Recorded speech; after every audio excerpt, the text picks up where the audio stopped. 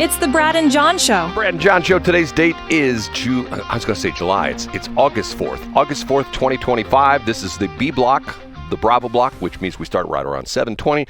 The reason I do the date there is we have lots of listeners who are listening live on this radio station, because this is a radio station which is streaming, but then we have a lot of people listening to the future on the podcast, which is bjshow.co, or on the video podcast, which is bjshow.us, and that's the reason I give the date, because I'll give some reference. John, you ready for my top three? Ooh, I can't wait. It's time for Brad's Top 3. It's time for Brad's Top 3. You did such a good job with that. I'm amazed at that. Okay, this story comes to us from National Public Radio. And once again, I torture myself over the weekend. I listen to a lot of NPR on KWMU. Here's the title. German Chancellor says Germans aren't working efficiently.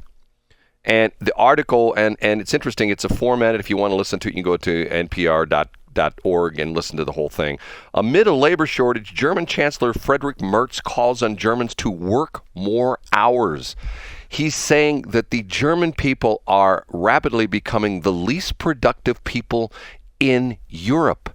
Most of the companies have gone to a 4-day work week, and not only that, their birth rate has essentially, leveled off to the point where they are not into positive nor negative birth rate. They're just into sustainable birth rate, but they don't have enough workers. There aren't, and the workers who are working are taking off, are not working enough. And what was very interesting about this, one of the things that he was suggesting was, and this is something we should pay close attention in the United States because we've added national holidays, he's saying that the German government should reduce the number of national holidays in Germany. John, what do you think about that? Brad, I think that you're putting on some sort of a German facade and heading over there, or at least giving him talking points, Brad. You've been beating that horse forever. Well, but there's another interesting angle to this story. The interesting angle to the story is in German culture, it is not necessarily approved of to have the wife, if you have a married couple, the wife should not be working. She should be at home taking care of the kids. Yeah, that's right. Who's going to tend to the kids if she's answering emails, Brad, and having a conversation in the hallway with Ryan from marketing? You know what I'm saying? Well, and the subtitle of the article is "Women Might Hold the Key, but a Cultural Shift Would Be Necessary." The idea being that he not only wants the German workers, mainly men, to work more hours, maybe even work, God forbid, 5 days a week, and God forbid, maybe work 45 hours a week, something like that. Oh, Brad, that's outrageous. But he wants the women to also work. And the other point of it is, this is somewhat, to me, sort of interesting because the Germans have been noted for their skilled labor force. He says the skilled labor force in Germany is diminishing rapidly because the younger German kids, guess what? They don't want to work in a shop. They don't want to work in the BMW factory. They want to be a YouTuber. They want to do streaming, right, Brad? Exactly. That's exactly the point. It was a fascinating article, and most of it sort of, centered around the fact that it's a cultural shift that women, that traditionally, traditional couples, male, female, which I guess they still have some of those in Germany. We don't have those anymore in the United States, at least according to Pete Buttigieg. But it's the tradition in Germany that the women don't work. And see, what's interesting about this is country after country after country. Japan's in a terrible situation with their negative birth rate to the point where and they have very strict immigration standards. So I don't know if Japan is physically or not physically is population-wise dwindling, going down, but to me this is a perfect example that once again Brad says roll up your sleeves, get back to work. You know what I'm saying, John? I don't know. Here's what I don't get about it. If the men aren't working, but there's no population boom, it's not like they're doing fun stuff when they're not in the office with their wife. You get what I'm saying? If they were only in the office 4 days a week and there was a population boom, that would seem to add up. But what are the German men doing? Are they playing Call of Duty? But John, see, what's interesting is what you just said right there sort of shows the problem is it's essentially they're looking. This is the thing that he was talking about the most. It's not that they're in the office; they're in the manufacturing plant. They're in the plant. They're out fixing things. I see what you're saying. It's Brad. the skilled. They're not building stuff with their hands. They're not making Germany compete on a national level as a manufacturer. Right. It's the skilled labor force and the semi-skilled labor force. Skilled labor force would be, like people who are carpenters, electricians, plumbers. Or Boeing union members, right, Brad? Maybe could we get some Germans over here? Because I guess Boeing guys don't want to work, right? They're on strike, right? Didn't they go on strike last night at midnight? Was that the deal? I think that's what the deal is, Brad. Okay, let's move on to number 2. It's time for Brad's number 2. It's time for Brad's number 2. John, I heard this last night, and I thought to myself, this can't be for real. So I did some research on it.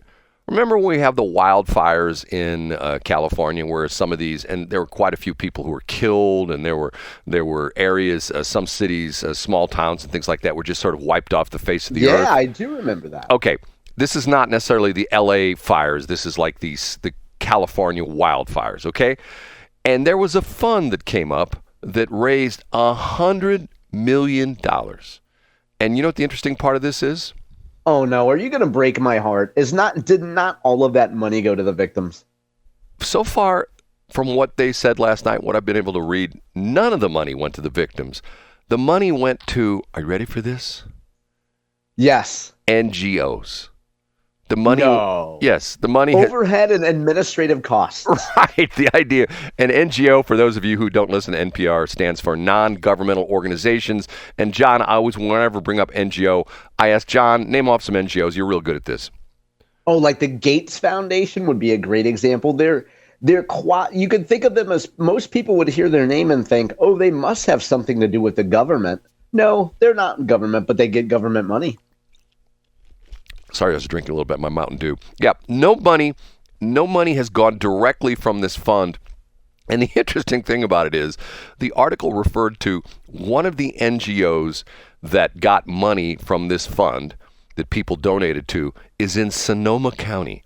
The interesting part of that is, guess who didn't have any fire damage? Guess which county? Sonoma County. Yes, exactly. Sonoma County. Well, now, to be fair, a group could be headquartered there and then send money somewhere else, in theory. But see, that's the problem. And this is what I complain about. And unfortunately, I have, been in a situation where I've pulled back the curtain with a couple not-for-profits that I have been involved with.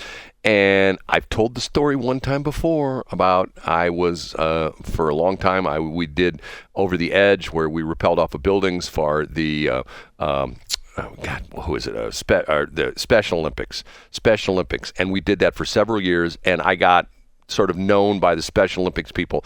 I was asked to be on the Special Olympics board, which handled this event. So in other words, I went to meetings. And after I saw the spreadsheet of what they were making, I thought to myself, this is ridiculous.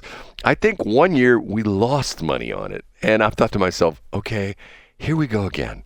It's like, I don't get it. I mean, and the thing about it is, what's sad about it is people donate money, like in this situation, they donate money thinking that they're going to help these poor people that got burnt out of their houses when their money goes to some organization and there's a guy or gal making six figures as the director, and they have nice offices somewhere, and they have several cars that they use to drive around in, and they have expense accounts, and yet how much money is going to those poor people that got their houses destroyed and their crops burnt and their wildlife areas destroyed? And the answer is zero.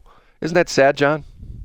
I think that they should just hook up with Banjo Papula and the folks from the St. Louis Development Corporation, and they should just go, they could be the city to California connection, right? And they could just have a larger philanthropic group. They could have a little bit of grift going. I don't know why they have to be so local. I'm telling you. Okay, ready for number one? I can't wait. And now, big finish, Brad's number. John, my number one this morning is a tale of two superintendents of school districts. Not one superintendent, but a tale of two superintendents. You ready for this? Oh, I can't wait. I bet I know what one of them is. Okay, one of them is, here we go. They're calling her. I don't think her real name. Her last name is Reed, R-E-I-D. I don't believe her. They're calling her Queen Reed. And it's not Joy Reid. No, it's not. Her name is Michelle Reed, and she left. This is sort of interesting. She's the superintendent of the school district in Fairfax County, Virginia, and it's one of the 10 largest school districts in the country. Now, here's what's interesting. Guess where she came from to take this job as the superintendent in Fairfax County, Virginia? Did she come from the Seattle area? Yes. How did you know that? Did she really? Yes, she came from. Oh, wow. Hey, they produce some fantastic superintendents up there, Brad. Yes. Okay. Her salary is, I think, I got the exact number. She gets $440,000 a year as the superintendent. Now, let me think about this. What does the president of the United States get? Doesn't he get $400,000 a year? But Trump donates his money. Yeah, something like that. So she's making more than the president. It's just like the crazy thing is we found out about that our buddy Dr. Fauci was the highest paid government employee for the federal government. He made more money than anybody, including the president. Okay, so she's making $400,000 a year. She's got a car allowance. She gets all sorts of things. And you know what she's doing now? You know what she wants? And they have a job posting. Matter of fact, if you want to look on there on Brass Ring, which is one of these job things, you can go to listing number 25212BR. And she is looking for, are you ready for this, John? I'm ready. Yeah, tell me. A bodyguard. Oh, she needs one. She probably carries around a lot of cash, don't you think? The new job, according to the listing on Brass Ring, would pay between $84,552 up to the top end of the scale of $143,880, according to the FCPS pay scale for Unified Scale Schedule B, grade 006. And get this, the starting salary of a teacher is $58,000, but the bottom line, the low end of her bodyguard would be $84,000. That makes sense. They should make twice as much as a teacher. Now, here we go. Here's the job description. You ready for this? Yeah. The executive protection agent, that's what they're calling, the executive protection agent, is responsible for ensuring the personal safety, security, and operational continuity of the division superintendent across school campuses, public events, official travel, and private residence. Unbelievable. And matter of fact, it talks about the fact that also in the job description, the person should be available 24/7, 365. And even during non-business hours, the person will have a 45-minute call-out number or call-out range where at any point in time, this person who would be the bodyguard for the superintendent would be able to respond to. Let's say she wants to go to Trader Joe's. She would say, "I'm going to be at Trader Joe's at 10:30, and you need to come." And essentially, this person will also turn into her chauffeur because the guy would be her, the guy or gal, I guess it could be, would be her chauffeur and drive her around. John, why does the superintendent of a school district need a bodyguard? Can you figure that one out? Yeah, well, I think there's a lot of Brad Hildebrands out there that see that salary and think it's outrageous, and then probably want to confront her about it. He would have an old timey microphone, and he would go full Jeff Rainford / Elliot Davis / Mike Owens, and jam a microphone recorder in her face and say, "What's this with your bodyguard getting twice as much money as a teacher, eh?" Okay, should I play the jingle again or just give one A? That was 1B. No, let's play it again, Brad. I love it. And now, big finish, Brad's number. This story comes from stlpr.org, John. Ooh, I can't wait. What is it? And the headline is, Francis House Superintendent resigns 2 weeks before school year. What the hell is going on? Under mysterious circumstances. Brad, did you dig in far enough to see that he's actually getting paid for not working? Yes, and the crazy part of the story is, I saw this story last week that he was supposed to start, July 1st or something like that? Yeah. And he's never showed up for work. I mean, what the hell is this? What I don't get about it is, Brad, and for folks who haven't seen this, so this gentleman was going to start, and then originally he said that there were some family issues that might have delayed his start, and now the board says They're paying him a huge chunk of money, essentially to go away, and they have an approved statement that they can read from. But I guess he came from a place called Garden City, correct? Yes, I believe that's in Kansas. Isn't that in Kansas? Okay, yeah. So I guess what happened is they said his circumstances changed. Originally, when he came from one school district to go to Kansas, as I understand it, I guess he said that he had a family situation. So I don't know if his parents are old or if he's got a handicapped kid or something. I don't know. But like, it sounds like he's saying the same thing now, but the school district is just paying him a ton of money and he doesn't have to work for it. It says he was supposed to start. He was picked for the job in March and set to his start date is July 1st. However, a letter from the district on June 27th said that Dominguez, the guy's name is Mike Dominguez, was that Dominguez? D-I-M-D-O-M-I-N? I think it'd be Dominguez. Dominguez was unable to start on the original date, and that Deputy Superintendent Mark Delaney would fill the role. Okay, so do you have the number as to how much money he got paid for not coming to work? Do you have that number, I don't John? know. So the St. Louis Post-Dispatch had a story about it this weekend, and I think that was by Blythe Bernard.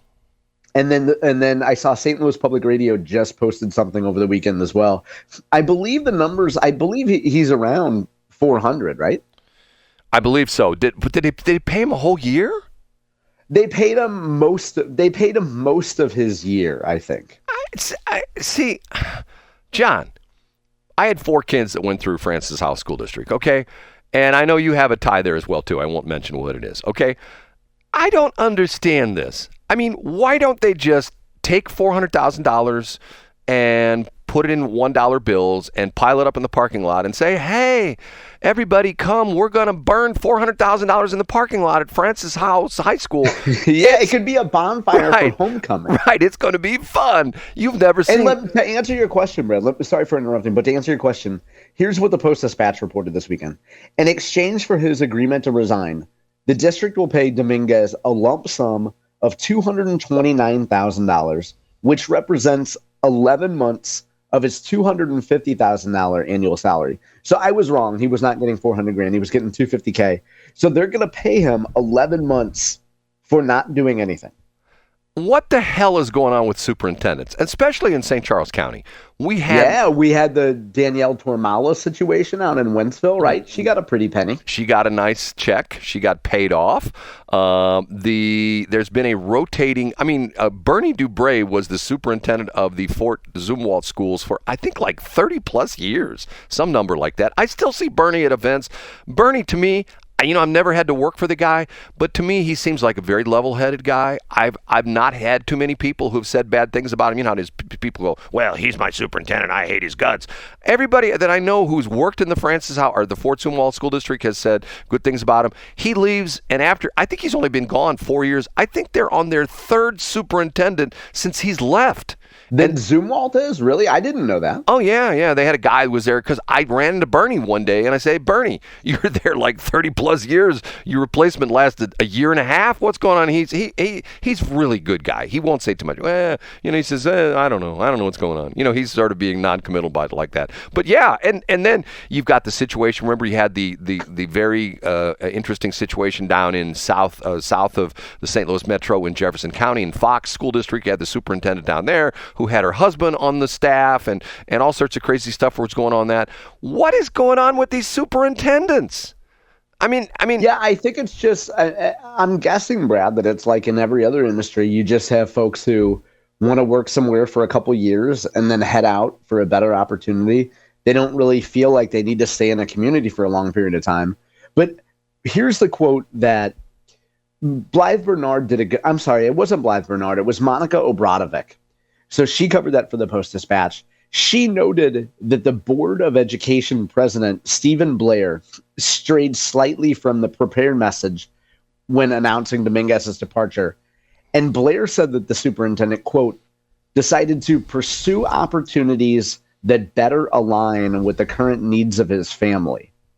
So again, I don't know, Brad. I mean, like, eventually somebody's going to talk. Eventually somebody in the school board, I think, is going to talk and say what really happened here. John, you Francis Howell School District, I'll go on record right now. You pay me $229,000. They paid them to essentially just not show up. You pay me $229,000 a year for doing nothing, and I will feel guilty. I will pack up my lawnmowers. I will come and cut grass at the high school or the junior high of your choice. I'll do that for a complete, cycle, a complete landscaping cycle. I will cut the grass. I will do the edging. I will do all that. Just pay me $229,000 a year, John. That's, because that's not a bad deal, but your neighbors would say that you leave the grass too high. Because we all know in the summer you need to scalp your grass. You don't want you don't want to retain any kind of moisture in the summer, so you should scalp it to about a half-inch tall. John, it's funny you should bring that up because once again I'm on a couple of these Facebook groups where I am in a couple of the lawn care Facebook groups, and that was a recent bone of contention about a guy, a newbie who's starting his lawn care business, complaining about a piece of equipment that's scalping the grass, and it turns out he had the lawnmower set at 1 3/4 inches, and all the guys said, dude, you need to at least be at 3.5. You ideally should be at 4 to 4.5. I'm thinking to myself, yes, that's what I say. I cut my just educating the youth of America. See, that goes with the superintendent theme, Brad. You really do care about that topic. I do. Okay, we have to take a break.